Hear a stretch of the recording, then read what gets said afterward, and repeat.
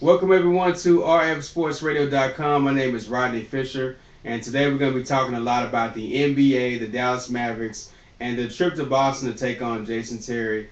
They're, let's say they're always six man who's now is a Boston Celtics. So let's go ahead and get our show started. And let me bring on Royce Fisher, the star of our show. Good morning, Rodney. Good How are morning, you? sir. How are you, man? I'm So doing you got just your fine. coffee with you and Yes, everything. I'm ready. All right, let's go ahead and get started. You guys can follow us online at rfsportsradio.com or follow us on Twitter at twitter.com/rfsportsradio. And what we try to do is sports talk from a fan's perspective, and this is normally our fans' perspective, unless we're sitting inside of an arena or sitting in the press box somewhere. So comfortable setting for us so we can get more comfortable Yeah, with everyone this else. is where Right? it all goes down. There you go. So let's talk about the Dallas Mavericks first. You had a chance to go to the game on Monday night. I couldn't make it. My daughter had a junior high game where they won last second shot, so congratulations to them.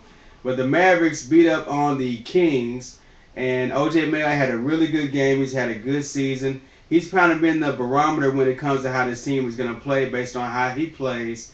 And you asked Rick Carlisle during the press conference, is it too early to start talking about OJ Mayo as a possible All Star selection? And what do you have to say when you ask him that? Well, according to Rick Carlisle, it's a little bit too early to think about that. He concentrates on right now the present, and it's a game-to-game thing for him. But it's been a lot of buzz about OJ. It's been a lot of whispers about it. You know, not only is he the leading scorer with the Mavs, but he's in the top five in scoring, 3 points, and shooting percentage. The guy has had a couple of 40-point games. Mm-hmm. And he really is the future and right now the present best player on the Mavs team with Dirk being out. Right. So there's been a lot of whispers, and I just so happen to be looking at the balloting for the All Star game. And let me tell you, I think OJ is a great candidate to have. Of course, coach said that's a personal acclimate just to make it to the All Star game. But I'm pretty sure in the back of his mind, he would like to see OJ go to the All Star game. Yeah, I would agree. I mean, when you talk about accolades like going to the All Star game, for him it would be a huge accomplishment coming from Absolutely. being the guy that everyone thought coming out of USC would be the next top player in the NBA, losing his starting job in Memphis and not having a chance in Dallas. I think that's what's really fueling his fire to really try to perform. Number one, he wants a contract. Right. Number two, he wants to get some kind of job back in the NBA, so he's doing very, very well. Well, the Mavericks tonight travel to Boston.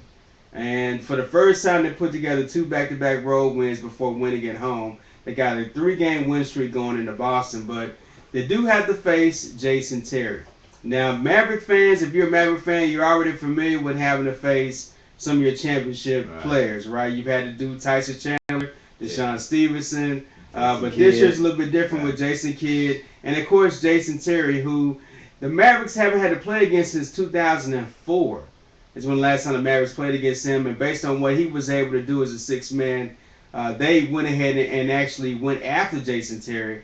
And we were with them in July. Right. When all this stuff happened, when he first got the call from Doc Rivers, found out he was going to Boston. And during that interview we did with him, one of the things he specifically said after thanking all the Dallas Mavericks fans is that he's going to have to make the Mavericks pay.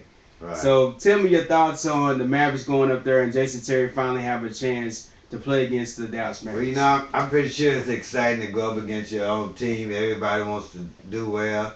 We saw Elton Brand go up against his old team, Philadelphia, and he played very well. But I'm pretty sure it's always in the player's mind to perform well against the old team, to kind of let them know, y'all had me, Right. this is who I was. But, Jason Terry had some great years with the Mavericks. He was one of the Dallas favorite players here in Dallas. Everybody liked him. A lot of people surprised that the Mavs didn't pick him back up. But, you and I know Jason personally. He's a great guy. He's a great humanitarian. He does a lot of things, not only for kids and the community, but, he's just a great person overall. Yeah. And I think it was a big loss for the Mavericks. So will he make them pay tonight? It's yet to be seen, but I'm pretty sure in the back of his mind, he's thinking about that too. I need to play well against my old team. And I think there's no hard feelings, but it's a business. But I think Jason will do well tonight. Now both teams have got out to somewhat of a rocky start. I mean, the Celtics right now 11-9. The Mavericks are 11-10, finally getting a chance to get over 500 with their win on Monday. But Jason Terry's only averaging about 11 points per game coming off the bench, and it's a very, very crowded bench of Celtics too. You Absolutely. got some veterans and also young players that are trying to get acclimated to the NBA game. So his role has been pretty much limited in what you've seen. But I think we're both in agreement based on what we've seen for the Mavericks. They could have kept him at that $5 million a year, right? Absolutely. And I was surprised, just like you were surprised that they didn't. And what they have now, this team they have now is a lot of young guys and a couple of veterans. But they seem to have trouble gelling. Mm-hmm. I think the best acquisition they had was O.J. Mayo, Mm-hmm. but the surrounding players aren't playing up to that par. They're not getting the production out of these guys. Vince Carter's played well, but Right. of course now he comes off the bench, the same role Jason Terry had. But Jason Terry and Dirk and Jason Kidd, these guys played together for a while, so it does take a while for them to gel. Mm-hmm. But unless somebody steps up, that role that Jason Terry had, Right. will always be vacant with Right. Dallas. Yeah, I think everyone's in agreement that they could have kept him because what the spark he provided for the team and the Absolutely. leadership he provided could have been a huge help for a team right now who really only had Sean Marion to play with, Absolutely. and Vince Carter who's only been here for 1 year. But Jason Terry been here since 2004. Was with that 2016 and went to the finals and lost and part of their championship team as well too. So again, we wish everyone the best of luck. I think tonight I'm picking the Celtics to win at home against Dallas. Not anything against Dallas, but they just don't play very well on the road. And going into Boston, I think Jason Terry will be fired up about it. I said, look, them have a big game too. Yeah, and I have to agree with you. No Dirk, uh, and No Sean no Marion still Sean kind of hurt. We Marion. don't know if he's Right, gonna play or right, not, but right. So they got a few players out. But Boston and Dallas always play great games. But I think Boston is on a mission right now to get back up to where they used to be. And Dallas is struggling to get the rotation right. And they're just really kind of trying to hold on till Dirk comes back and see how that works. And even then, that's going to take a while for these guys to get back in the rhythm. right. But playing without Dirk, really hurts your team. But I do look for Boston to get the win tonight. All right, so let's talk about another Dallas Maverick player who had a big night last night. That was Jason Kidd. Jason Kidd hits the game-winning three-point shot on a four-point play to give the New York Knicks the lead and the win against the Brooklyn Nets, and they played in Brooklyn this time. And now, so the Knicks win on the Brooklyn floor, the Brooklyn Nets win on the Knicks floor, and you talk about a game, a rivalry game in one city. Right. You've got Spike Lee versus Jay-Z. You've got all these different dynamics going on, but this Knicks team is a good team. I think the Nets are a good team too, but the Knicks are what they've been able to do. They get Carmelo Anthony back. He goes for 45 last night. And you're a big fan of Carmelo and the way he's playing this year. I think Carmelo is on par to be the MVP of the year this year.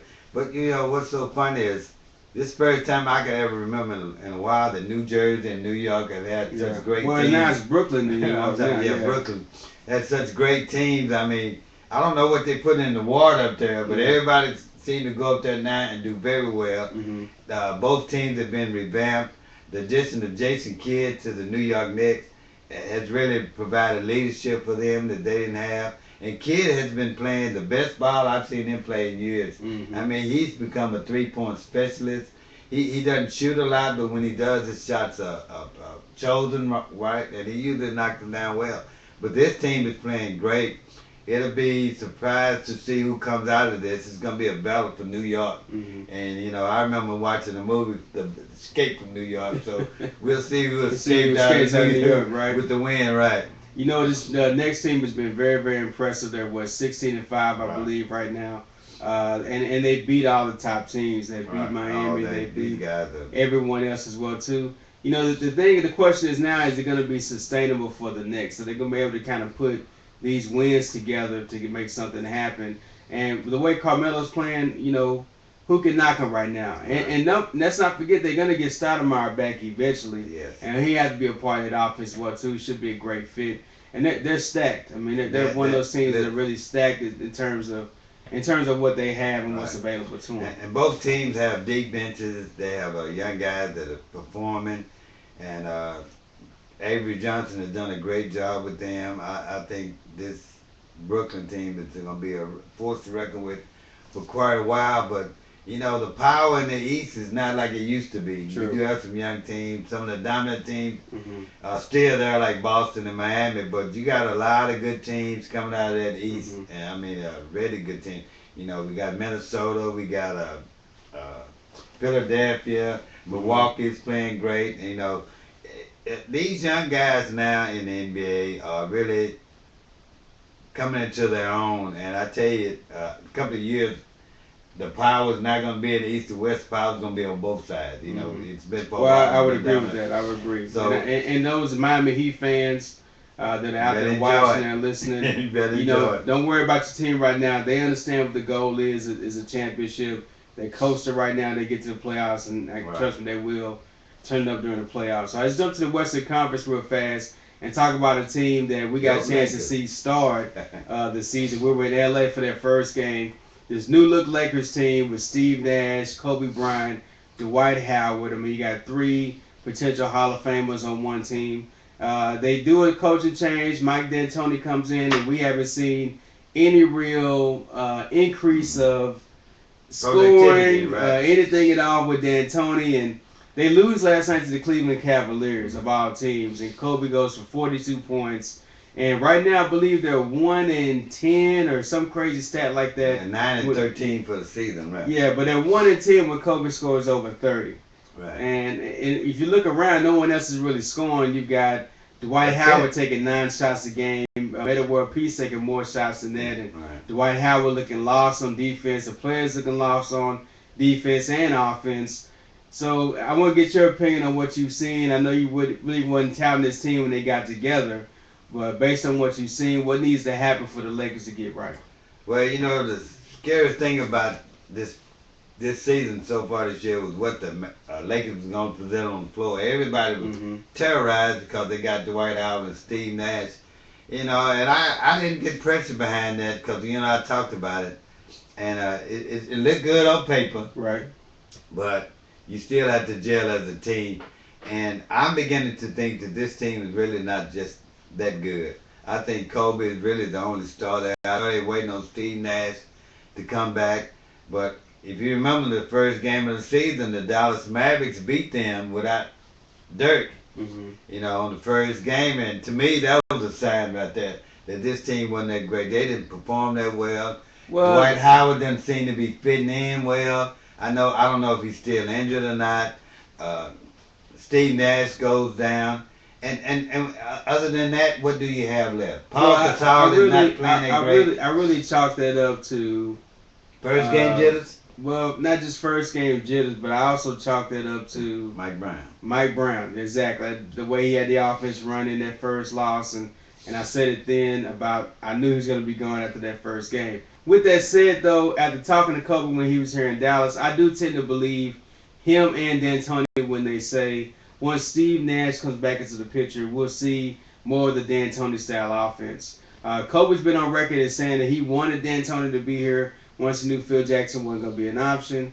And I think he's going to give it time for to see what their offense can do. And I think they get it together. I think it's very, very early. They're 9-13. They're in what 12th place right now in the Western Conference. But I think they can turn it around. They got plenty of time, and I think they can start playing some good ball once Nash comes back. Or they're looking at point guard options in Right. case Nash gets hurt. Because right now there is no other point guard that And no. can run their offense. I Right. guess. And you're right, and I can see your point, but I'm looking deep into this team because say for instance, you know, does go down, then you don't have anybody. Mm-hmm. But this is the only team so far this year that has two different coaches already, True. and we're not even at the halfway mark. True. You know, you got one coach fired, you got another coach come in, and really changes hadn't been made. They're still losing, and you know, I think Dwight Howard doesn't feel comfortable with them. He's not playing up to expectation. And I don't know what the deal is with Paul Gasol. You know, Mm-hmm. he always goes missing in the playoffs. Usually it's not this early in the season. Mm-hmm. And Meta World Peace is we know is a case all by itself. True. So really, you got a bunch of misfits you trying to throw together to make something out. It Well, reminds me of the Christmas story about the misfit toys. So Lakerland to me is the land of misfit players. You know. Well, like I said, it's still early, so just calm it down. It's Okay. still early. Lakers will still be where they need to be in the Western Conference Finals. You know, I guarantee you. until they get on a winning streak, until they They'll turn get things on one. Don't around. worry. They'll You get know, on and one. then you always got the possibility of injuries. We know of that happens course. with any team. But I tell you, the only person I see playing on that team is Kobe Bryant. I agree He's with just you. a I agree with you. one-man team. And Magic has Right. been on record, and other Laker players have been on record that they got to figure out a better way to use Paul Gasol, use the 2 7-footers that they have, and of course Dwight Howard. What's your opinion of him now? After watching him play. Listen, I fell out of grace with him last year and what had happened in Orlando. Right. You know, and then for him to drag out this free agency thing all through the summer and end up with the Lakers for a 1-year deal, I thought was I don't have a lot of respect for Dwight Howard right now. He's supposed to be the best big man, Right. but he's not playing like the best big man in Right. the NBA. He's really not playing up to his part. I don't know if he's still injured or not, but he was the man in Orlando, and he's not the man in LA. Everybody knows this is Kobe team.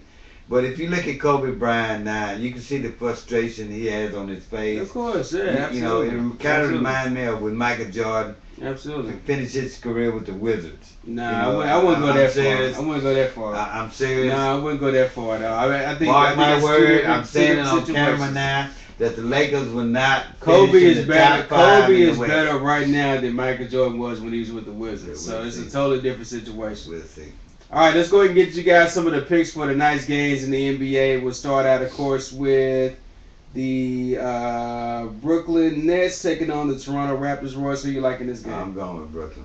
Okay, I'm going with Brooklyn as well. Atlanta takes on Orlando. Orlando's been a kind of catch and slippery team this year. Well, you know, Orlando has pulled off a couple of wins. They surprised me. They had a couple of big wins. I'm going to go with Orlando. I'm going to take Atlanta to win this game. They got a winning record. All right, Cleveland at Indiana, taking on the Pacers. Now, Cleveland coming off the win last night against L.A. What do you think they'll do tonight? I think Cleveland is running sky high right now. I'm going to go with Cleveland. Virgil has been on fire this season. Yeah, what a dunk he had against Jordan Hill. Right, too. he made posterized him. Yeah, absolutely. But even the previous game before that, he had a 30-point game. Mhm. So he really played great. I'll take the Pacers just to be a little bit different. Then we got Chicago and Philadelphia, two winning record teams. Should be a good game between these two ball clubs. Who do you have here? Wow, that's a toss-up. I'm going to go with Philly. I'll take Philly as well to win this game also. The Clippers, they'll take on the Charlotte Bobcats still, right? Or did they change the Hornets? I think They're still Bobcats, okay. Charlotte Bobcats and the Los Angeles Clippers, the Live City show. Well, I'm going with the best team in LA right now and the best team in Throw that California there. right now. Throw that in there. And that's the Clippers, which will be the dominant team to come out of LA. It's going to be the Clippers. They're much better than the Lakers. I'll take the Clippers to win this game easily as well. Golden State against the Miami Heat. Wow, that'd be a good game of the young guys. I like this Golden State team, but I don't think they'll be enough. I think Miami's kind of frustrated from losing the other day, and I think they come out and win this. But it should be a great game. I think the Miami Heat win this game and be looking for Dwayne Wade. A lot of talk about him not having a lot of explosion, anything left in the tank. Look out for him tonight against Golden State. We talked about Dallas and Boston. What about Sacramento against Milwaukee? I told you earlier in the season, watch out for this Milwaukee team. Mhm. It's a lot of young guys. These guys can play. If you ever get a chance to watch Milwaukee play, I suggest you watch. And mark my word, they will be in the playoffs. Okay. So I'm Last going with season the Bucks. doing these. I'm going with the Bucks. Give me the Sacramento Kings to win this game. And then the Washington Wizards and the Houston Rockets. Wizards got a road win last night. The Wizards beat Miami. Yeah, they did. Yeah, They got a road surprise. win last night, though. So they. But that, I don't think they have enough to beat Houston. Okay, give me the Rockets to win this game as James well. Harden has lit that town. And on Jeremy fire. Lin having his best Right. scoring performance of the Right, night he had a too. great So. game the other day. All right, then also the New Orleans Hornets taking on the Oklahoma City Thunder, and of course these are the New Orleans Hornets before they changed to New Orleans Pelicans. Right. All right, so I give me OKC to win this game pretty easy. OKC is going to the NBA Finals. All right, then we got Denver and Minnesota. This Minnesota team I really like. They're a young team. They once they get healthy and everything, I think they'll be okay. I'm really sad to hear about Brandon Roy. I don't think he's got anything really left. But Denver, of course, taking on Minnesota. Give me Minnesota here. I think they'll win the game. Well, I'm going to take Denver simply because they have George Carl. He's one of the greatest coaches I ever seen. And if anybody can pull out a win, it'll be him. I'm going with Denver for the upset. And then Memphis taking on Phoenix. Wow. You got to go with the Grizzlies. Yeah, I'll take the Grizzlies too. Phoenix is a tough team. Yeah, they are. But I think like you said, I think Memphis and Rudy Gay what they're putting together. I like that team as well too.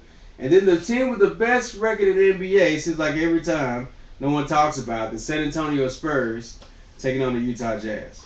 Listen, San Antonio is the quietest team in I know, right? Anytime you can send four of your best players home for a game and still be competitive, you're pretty good. Yeah, I think so too. You're real good.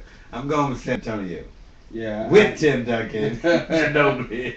I would agree with that as well too.